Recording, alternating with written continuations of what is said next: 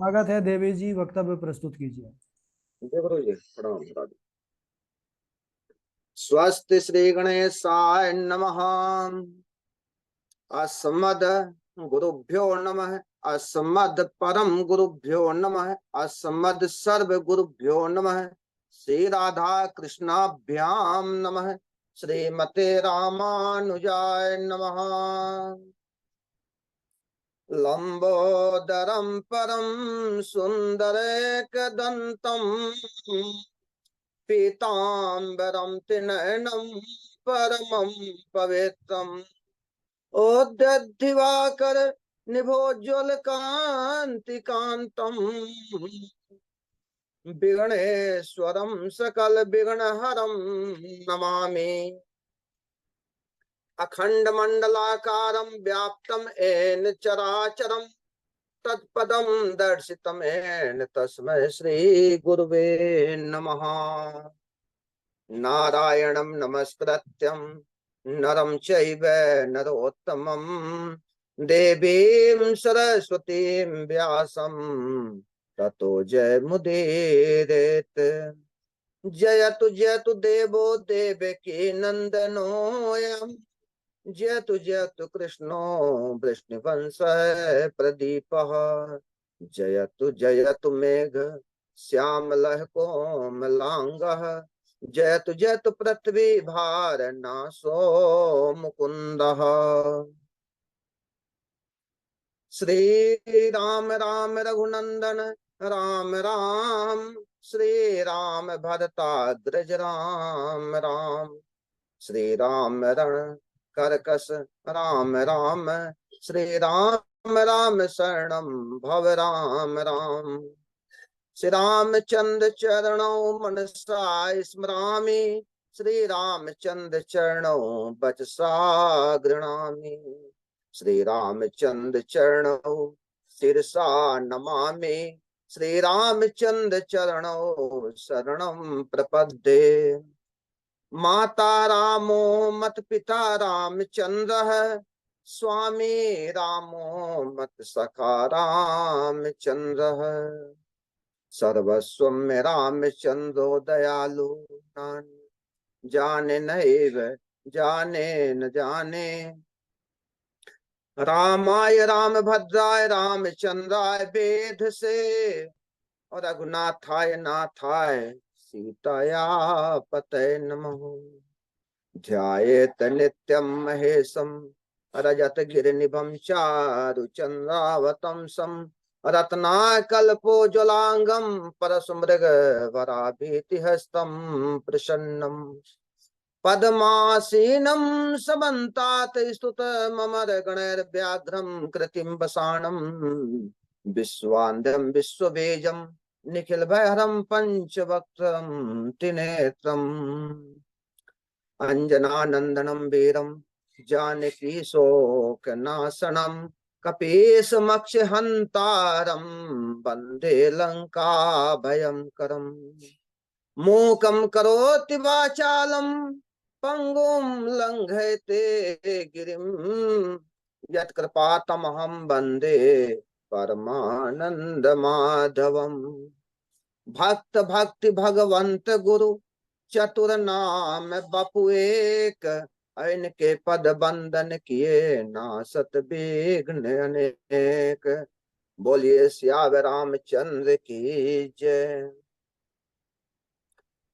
अखिल ही प्रत्ययनी परमात्मा पुरुषोत्तम गुणगण निलय कौशल्या नंद नंदन परम ब्रह्म परम सौंदर्य माधुर्य लावण्य सुधा सिंधु परम आनंद रस सार सरोवर समुद्भूत पंकज कौशल्या आनंद वर्धन अवध नरेश नंदन श्री रघुनंदन विदेह वंश वैजंती जनक नरेंद्र नंदनी भगवती भास्वती पराम्बा जगदीश्वरी माँ सुनैना की आंखों की पुतलिका विदेहजा जनकजा जनकाधिराज तनया जनक राज किशोरी वैदेही मैथिली श्री राम प्राण बल्लभा श्री जनक जानकी जी इन दोनों युगल श्री सीता रामचंद्र भगवान के चरण कमलों में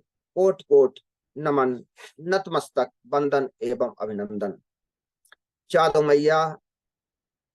भैया और तीनों मैया को कोट कोट प्रणाम। अनंत बलवंत गुणवंत श्री हनुमान जी महाराज के चरणों में बारंबार नमस्कार। सम उपस्थित भगवत भक्त अनुरागी श्री राम कथा अनुरागी सज्जनों, आप सभी को भी कोट कोट नमन। सज्जनों, हम सब अत्यंत भाग्यशाली हैं जो कि वेद रूपी वाल्मीकि रामायण की श्री राम कथा को सुनने का पावन संकल्प अपने हृदय में धारण किए हैं। कहते हैं जब कई जन्मों के हमारे पुण्य जब उदय होते हैं तब जाकर के हमको यह भगवान की सुंदर कथा सुनने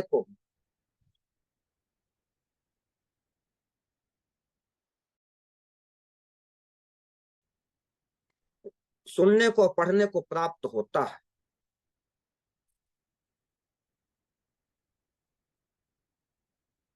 आइए हम सब कथा यात्रा में प्रवेश करें।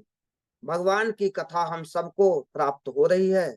यह कथा कब प्राप्त होती है? जब कथा में श्री राम कृपा हो जाती है, उसे कहते हैं विशेष कृपा। भगवान शंकर ने भी मैया पार्वती से यही कहा है कि अति हरि कृपा जाहि पर होई, अति हरि कृपा जाहि पर होई, पाँव दे मार्ग सोई। एक होती है सामान्य कृपा। सामान्य कृपा से संसार मिलता है, संसार का सुख वैभव मिलता है, घर द्वार मिलता है। सामान्य कृपा से रुपया पैसा मिलता है, सामान्य कृपा से पद प्रतिष्ठा मिलता है, लेकिन प्रभु की कथा नहीं मिलती। कथा तो केवल भगवान की विशेष कृपा से मिलती है और हम सब का यह सौभाग्य है कि हम पर भगवान की विशेष कृपा हुई। प्रभु श्री राम की यह पावन कथा की बड़ी महिमा है। मंगल करण कलिमल हरण तुलसी कथा रघुनाथ की, गति कुर कविता सरित की, जो चरित पावन पाठ की।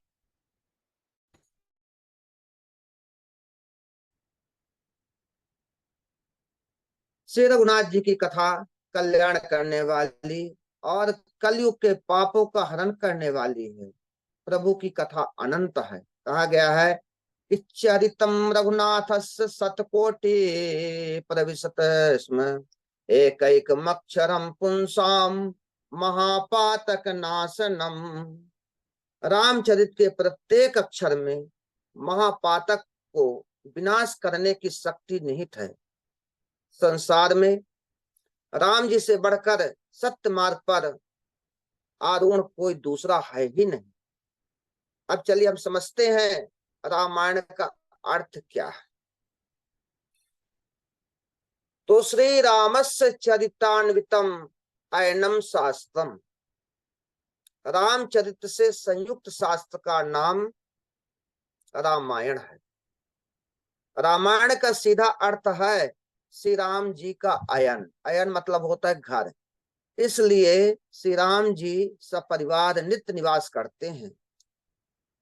श्री राम अयते प्राप्यते एन तद रामायणम, जिसके द्वारा श्री राम जी की प्राप्ति हो उसे रामायण कहते हैं। प्रभु श्री राम जी की कथा का फल क्या है? सर्व पाप प्रशमनम दुष्ट ग्रह निवारणम। तो अब चलिए हम जो है इस कथा को थोड़ा भजन के रूप में लेते हुए कहते हैं। जय राम कथा, जय जय श्री राम कथा, जय राम कथा, जय जय श्री राम कथा, इसे श्रवण कर मिट जाती है, कथा श्रवण कर मिट जाती है, 100 जन्म जन्म की व्यथा। हो जय श्री राम कथा, जय श्री राम कथा, हो जय श्री राम कथा, जय श्री राम कथा। राम कथा कलिका मद गाई, सुजन संजीवन मूर सुहाई, बुद्धि विश्राम सकल जन रंजन, राम कथा कलि कलुष विभंजन। तेरा परमारथ बन जाए, मेरा परमारथ बन जाए। वो कैसे? श्री नारद कर यथा, हो जय श्री राम कथा, हो जय श्री राम कथा, इसे श्रवण कर मिट जाती है, कथा श्रवण कर मिट जाती है, 100 जन्म जन्म की व्यथा। हो जय श्री राम कथा, हो जय श्री राम कथा, जय श्री राम कथा, हो जय श्री राम कथा। महामोह महिषेष विशाला, राम कथा का लिखा कराला, राम कथा शश किरण समाना, संत चकोर करहि जे पाना। अरे पी कर तू भी अमर हो जाए, अरे गा कर तू भी अमर हो जाए। वो कैसे? श्री हनुमंत यथा, जय जय राम कथा, जय श्री राम कथा, जय जय राम कथा, जय श्री राम कथा। कथा श्रवण कर मिट जाती है, कथा श्रवण कर मिट जाती है, 100 जन्म जन्म की व्यथा। हो जय श्री राम कथा, हो जय श्री राम कथा। शंकर भगवान मैया भवानी से बोले, देवी कि राम कथा कल बिटप कुठारी, सादर सुन गिरिराज कुमारी।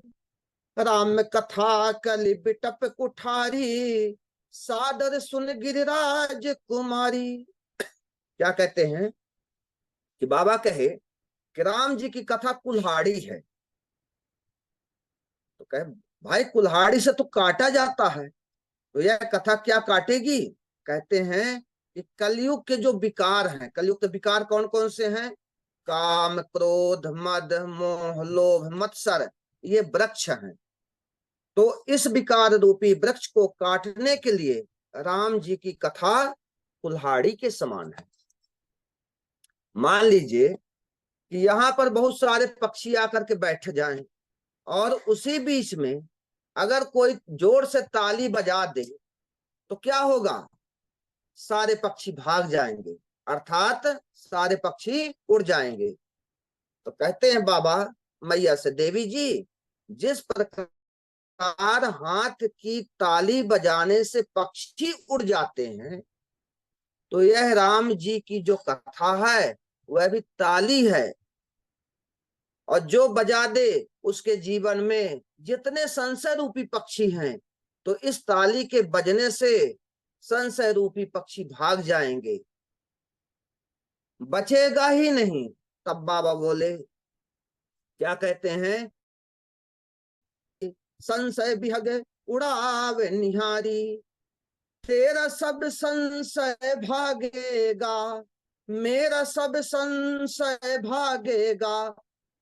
वो कैसे? माँ पार्वती कर जथा, जय जय राम कथा, जय श्री राम कथा, जय जय राम कथा, जय श्री राम कथा, इसे श्रवण कर मिट जाती है, कथा श्रवण कर मिट जाती है, जय जय राम कथा, जय श्री राम कथा, जय जय राम कथा, जय श्री राम कथा, जय जय राम कथा। अब हम चलते हैं मानस में वक्ताओं के लिए। मानस में 4 वक्ता हैं, अर्थात 4 घाट हैं। जिस प्रकार से मान लीजिए कोई सरोवर है, सरोवर मतलब तालाब, तो चारों दिशाओं में घाट होते हैं। उसी प्रकार से गोस्वामी तुलसीदास जी कहते हैं कि श्री रामचरितमानस रूपी सरोवर में 4 घाट बने और हर घाट में एक कहने वाला वक्ता है और एक सुनने वाला श्रोता है। तो पहले घाट का नाम है शरणागति घाट।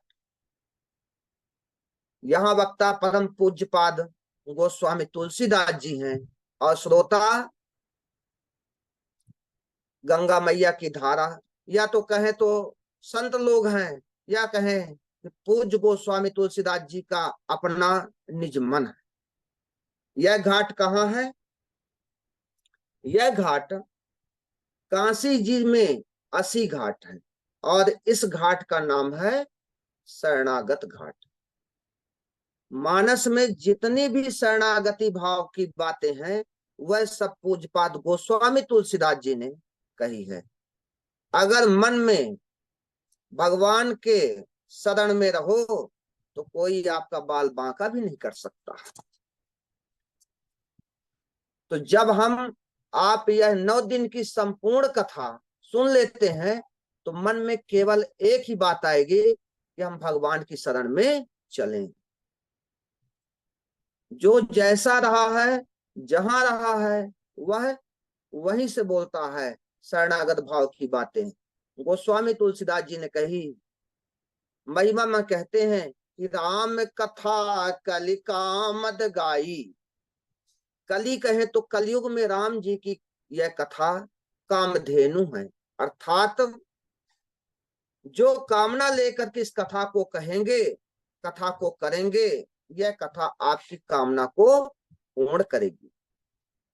लेकिन एक शर्त है कि कामना भी कैसी होनी चाहिए? कामना आपका धर्म सम्मत हो। ऐसा नहीं कि जो कामना कर लिए तो यह कथा उस कामना को पूर्ण करेगी। इसके बाद गोस्वामी जी ने महिमा गाई है पहला वक्ता, पहला घाट। इसके बाद मैं आपको दूसरे घाट की कथा बताता हूं, ध्यान से सुनिए।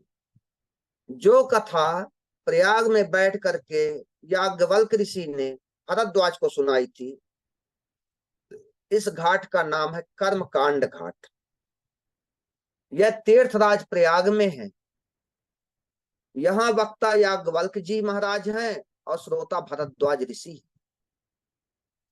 मानस में जितने भी कर्म प्रधान बातें हैं सब याज्ञवल्क्य जी ने भरद्वाज को सुनाई। दूसरे घाट को याज्ञवल्क्य जी ने महिमा गा करके सुनाया, माँ दुर्गा ने महिषासुर का वध किया। तो यह कथा भी दुर्गा है, काली है। यह किसका वध करेगी? तो मोह रूपी महिषासुर का वध करने के लिए राम जी की कथा साक्षात काली जी के समान है। याज्ञवल्क्य जी कहते हैं, मैं आपको वह कथा सुनाऊंगा जो कथा शंकर भगवान ने पार्वती जी को सुनाई थी। अब तीसरा घाट प्रारंभ हो चुका है। यह घाट कहाँ है? इसे आप लोग श्रवण करिए। यह घाट कैलाश पर्वत पर है जिसका नाम है ज्ञान घाट। यहाँ वक्ता भूत भावन भगवान शिव जी हैं और श्रोता बन करके माँ भवानी जी बैठी हुई। मानस में जितनी भी ज्ञान की बातें हैं सब शंकर भगवान ने कही हैं। शंकर भगवान पार्वती जी से कहते हैं कि देवी, मैं आपको यह कथा सुनाऊंगा जो कागभुसुंडी जी ने गरुण जी को सुनाई थी। अब चौथा घाट आपका प्रारंभ होता है। यह हिमालय में नीलगिरी पर्वत पर है जहां कागभुसुंडी जी ने महाराज पक्षियों को कथा सुना रहे थे। लेकिन समझिएगा, महिमा चारों स्थान पर हुई। 3 स्थान पर वक्ता ने महिमा गाई, लेकिन चौथे स्थान पर वक्ता ने कथा नहीं गाई। कौन गाया? श्रोता जो सुनने आए थे वही महिमा गाने लगे। काकभुसुंडी जी अर्थात कौआ, काकभुसुंडी जी कौन है? कौआ महाराज है। कौआ को पक्षियों में चांडाल कहा गया है। कौआ महाराज व्यासपीठ पर बैठे हैं और नीचे दिव्य दिव्य पक्षी बैठे हुए हैं। साक्षात गरुण जो पक्षियों के राजा हैं, गरुण महाराज श्रोता बनकर के बैठे हुए हैं। लंका में जब युद्ध प्रारंभ हुआ तब राम जी युद्ध में नांग पास में बंध गए थे। भगवान जब नांग पास में बंध गए तो नारद जी ने गरुण जी को बुलाया, क्योंकि सर्प को, क्योंकि गरुण जी क्या करते थे? सर्प को खाते थे। तो गरुण जी को बुलाया गया कि आप भगवान को नांग पास से मुक्त कर दें। गरुण जी आए, भगवान को बंधन से तो मुक्त कर दिए, लेकिन भगवान को खोलने के बाद गरुण जी स्वयं ही बंधन में बंध जाते हैं। कौन से बंधन में बंध गए? मोह में। लेकिन एक दोष होता है जिसको कहते हैं नैकट्य दोष। यह कब लगता है? जब अधिक निकटता हो जाती है तब यह दोष लगता है। वो भी कैसे महाराज? मान लीजिए कि अगर चेला और गुरु एक साथ में रहने लगे, दिन रात एक ही कमरे में रहने लगे, तो कुछ दिन बाद चेला सोचने लगा कि गुरुजी और मेरे में अंतर ही क्या है? गुरुजी तो 6 बजे उठते हैं, हम तो 4 बजे उठ जाते हैं। गुरुजी से बाद में हम सोते हैं और पहले उठते हैं। गुरुजी तो माला भी कुछ ही समय जपते हैं और हम तो दिन भर माला जपते हैं, तो हमारे और गुरुजी में अंतर ही क्या है? इसी का नाम है नैकट्य दोष। जब अनुराग नहीं होगा, समर्पण नहीं होगा, तो यही दोष लगता है। अब देखिए दोष पकड़ा किसको? गरुण जी महाराज को। गरुण जी ने भगवान को मुक्त किए, तब सोचने लगे कि ये भगवान नहीं है, ये नकली है, क्योंकि राम जी को कोई बांधेगा ही नहीं। भला भगवान को कोई बांध सकता है? इसके बंधक को मैंने खोला है, ये भगवान नहीं है, कोई और है। इस प्रकार सोचते हुए गरुण जी महाराज पहुंच गए नारद जी के पास। जाकर अपनी बात नारद जी से कहे। तब नारद जी कहते हैं, अच्छा आपको भी पकड़ लिया यह बीमारी, मतलब हमको भी पकड़ा है यह बीमारी। कोई बात नहीं, आप एक काम करिए, मेरे पिताजी ब्रह्मा जी के पास जाइए। तब गरुण जी महाराज भाग करके ब्रह्मा जी के पास पहुंचे। तब ब्रह्मा जी ने कहे, अच्छा अच्छा आपको भी पकड़ा, इसने तो मुझे भी पकड़ करके रखा है। जिसने बहु बार नचावा मोहि, सोई व्याप्यों विहंग पति तोहि। जिस मोह ने मुझ ब्रह्मा को कई बार नचाया है, उसी मोह ने गरुण जी को भी पकड़ लिया। गरुण जी बोले उपाय बताइए। तब ब्रह्मा जी बोले उपाय मेरे पास तो नहीं है, इस रोग की दवा स्पेशलिस्ट के पास है। तब गरुण जी पूछे कौन है भाई? ब्रह्मा जी बताए शंकर भगवान, इसकी दवा उन्हीं के पास है, आप सीधे कैलाश पर्वत पर चले जाओ, इधर उधर मत भटको। तब गरुण जी महाराज दौड़े दौड़े कैलाश की ओर जा ही रहे थे कि बीच रास्ते में ही शंकर भगवान मिल गए गरुण जी से। अब गरुण जी रोने लगे, कहे बाबा कुछ समझ में नहीं आया, ये बताइए कि इधर उधर कौन भागता है? जिसको यह पता चल जाता है कि मुझे कोई बहुत बड़ी बीमारी हो गई है, वही भागेगा। भाग कर कोई दिल्ली जाएगा, कोई बंबई जाएगा, तो कोई अपोलो जाएगा। वो क्यों भाग रहा है? क्योंकि उससे पता चल गया है कि मुझे कोई बीमारी हो गई है। तो ये कथा क्या करती है? मान लीजिए कि किसी आदमी को मान लीजिए डायबिटीज हो गया और उसको पता नहीं है कि मुझे डायबिटीज है, और उसके सामने अगर बढ़िया गर्मा गर्म रसगुल्ला रख दिया जाए, तो बताओ वो छोड़ेगा कि खाएगा? उसको तो खाएगा, लेकिन खा करके जैसे बाहर निकलता है उसको चक्कर आ जाते हैं, गिर जाता है। तब उसको अगर डॉक्टर के पास ले जाते हैं, डॉक्टर चेकअप करता है, और चेकअप करने के बाद देखता है, बता देता है भैया तुमको तो शुगर 400 है।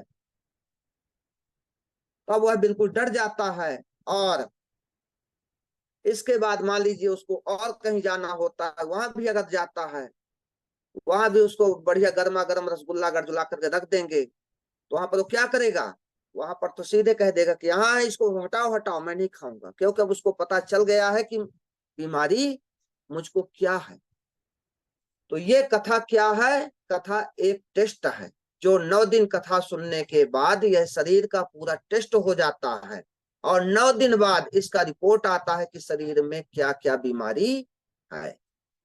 कौन सी बीमारी है महाराज, भाई के साथ व्यवहार में कौन सी बीमारी है, पिता के साथ पुत्र का क्या धर्म है, कथा दर्पण है, बताती है ऐसा करना चाहिए। तो तुमको इस बीमारी ने पकड़ा है, तुमको ऐसा व्यवहार नहीं करते हो, यह कथा बता देती है बीमारी कौन सी है। और जब तक बीमारी का पता नहीं चलेगा तो इलाज कैसे होगा। तो ये कथा रोग बताती है, क्या कमी है, जो और जिसको पता चल जाएगा वह दूर करने का उपाय करेगा। तब गरुण जी महाराज इसी में भाग रहे हैं। अब उन्हें पता है कि बहुत बड़ी बीमारी है मुझे। शंकर भगवान के पास पहुंचे, बाबा उपचार करिए। बाबा बोले अरे भैया मेरा डिस्पेंसरी तो कैलाश में है, आप तो रास्ते में मिले हो, यहाँ कैसे उपचार करें। एक काम कर सकता हूं।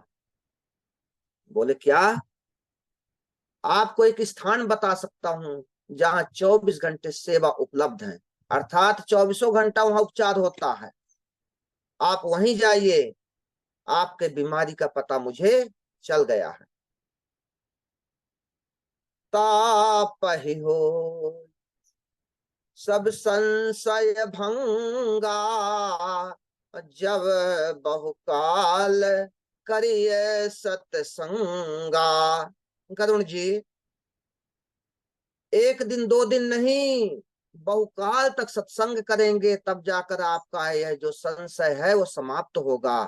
तब करुण जी बोले प्रभु इतना लंबा समय, इतने लंबे समय तक सत्संग कहाँ मिलेगा। तब बाबा बोले वही तो मैं बता रहा हूँ, कहाँ जाइए, नीलगिरी पर्वत पर जाइए, वहां एक कौआ जी हैं काकभुसुंडी जी, वे दिन रात कथा ही गाते रहते हैं, और उनके पास जाकर सत्संग सुनिए, आपका सारा संशय समाप्त हो जाएगा। भाग करके पहुंचे नीलगिरी पर्वत पर गरुण जी महाराज। वहां पहुंचते ही गरुण जी महाराज की सारा संशय समाप्त हो जाता है।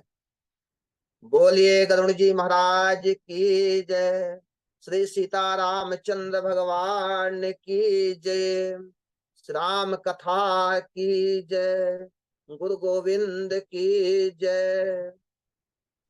बस मैं इतना कह करके अपने वाणी को विराम देता हूँ। वैसे बहुत लंबा खिंच गया है, समय ज्यादा ले लिया मैं, उसके लिए मैं क्षमा चाहता हूँ। बहुत सुंदर, बहुत बढ़िया देवेश जी, बहुत अच्छा, एकदम भावपूर्ण और बड़ा सुंदर आपने वक्तव्य किया है। बहुत सुंदर, ठाकुर जी कृपा बनी रहे गुरु रामचंद्र। जी सब आपके चरणों का ही आशीर्वाद है। बहुत, हम बहुत प्रसन्न बहुत हुए लंबे आपके समय वक्तव्य। से हम लोग की इच्छा रही कि इस राम कथा में जुड़े। हम बहुत बहुत, बार हम डॉक्टर साहब से और हम अपने मित्र में सबसे चर्चा करते रहते थे। वाह भैया देवेश जी, बहुत सुंदर। हम जी जो है, गुरु भैया जी सब देवेश आपके जी, चरणों का प्रताप है। जी दर्शन हो गए आपके, बहुत सुंदर। बेस जी सुंदर। जी हाँ, कार्यक्रम में आने का बना लीजिएगा। जी गुरु जी।